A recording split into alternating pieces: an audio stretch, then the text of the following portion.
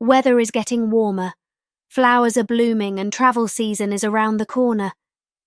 Tickets to tourist sites will get more expensive if you don't hurry.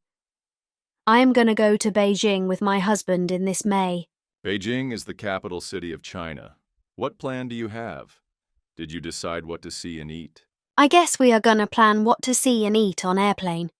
It's 3-hour flight, so we have plenty of time to make our plan. However, there are some places I really want to visit. I like history, so I must visit Forbidden Place and Great Wall of China. Have you ever visited these places? Yes. I have been there when I was a middle school student. It was a long time ago, so I think many things might have changed. But I recommend to visit a little hill behind the palace. There's a nice photo spot on top of the hill. You can see entire palace from the top. Plus, don't miss Beijing duck. This is probably the most famous dish among foods from Beijing. It's crispy outside and moist inside. So delicious. I've forgotten about the food. I must write that down on my schedule. And do you have any plans for this summer vacation?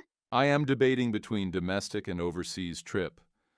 But I am leaning more to domestic trip. I spent a lot of money on getting my car fixed. And if I travel domestically, I don't need to fuss about getting visas, tickets, or etc. As a matter of fact, I hate riding airplane. Seats of low-budget airlines are so narrow and small. I can't even stretch my legs a little. I would rather drive 10 hours than ride an airplane for 5 hours. Yes. If you travel domestically, you don't need to pack so many things. Plus, you don't need to worry about language barrier. I always have hard time to communicate with local people in different country. It is a hassle to pull out translator every time I communicate, and sometimes these translations are wrong. Yes, even though overseas travel is more exotic than domestic travel, I can get less worried about unexpected situations. If something urgent happens during trip, I can solve problems easily. And food is also important as language barrier. I cannot live without kimchi, so I always have to pack kimchi or some kind of Korean foods when I travel abroad. I can't never get used to exotic foods. Eating different foods once in a while is okay, but if I have to eat these foods every day, I will probably die within a week. Yes. Because of unexpected situations, I always write down phone number and address of embassy of my country. I agree that preparing to travel abroad is a hassle, but I need to take a break from work.